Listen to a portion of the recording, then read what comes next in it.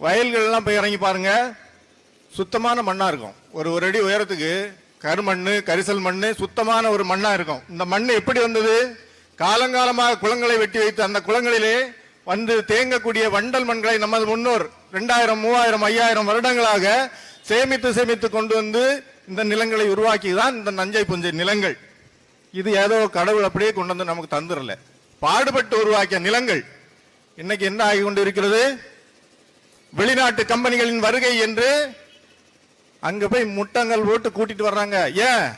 முதலீடு பண்ணுவதற்கு உள்நாட்டில் காசு இல்லை. அதனால வெளிநாட்டில் சிறு சிறு நாடுகளிடம் போய் கையேந்தி உங்கள் முதலீடுகளை இங்கே கொண்டு வாருங்கள் என்று கூறி நமது அரசியல் தலைவர்கள் சென்று கையேந்தி நிற்கிறார்கள். கையேந்தி நிற்கிறது என்ன செய்யறான்?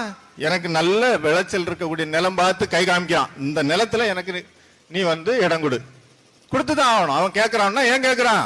நம்ம அவன்கிட்ட கடன் பட்டிருக்கோம், பல லட்சம் கோடி கடன். ஒரு ஆளுக்கு 3 லட்சம் ரூபாய் கடன் என்று தாண்டி போய் கொண்டிருக்கிறது. அன்பு மக்களே, சற்று சிந்தியுங்கள்.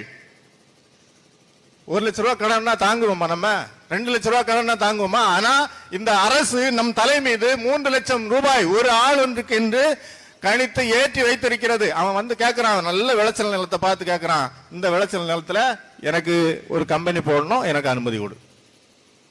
என்ன நடக்குது? மறுத்து பேச முடியல. ஆண்டாண்டு காலமாக நமக்கு விவசாய பொருட்களை, உணவுப் பொருட்களை அள்ளித்தந்த நிலங்கள் வெளிநாட்டு கம்பெனிகளின் அடியிலே, கட்டிடங்களின் அடியிலே இனி வரும் ஆண்டாண்டுகளுக்கும் அப்படியே உறங்கி போகிறது, செத்து போகிறது. இதுதான் இங்கே இருக்கிறது, நீங்க பார்க்க வேண்டியது. இனி அந்த நிலங்கள்ல நமக்கு விவசாய பொருட்கள் வருமா, நஞ்சு வருமா?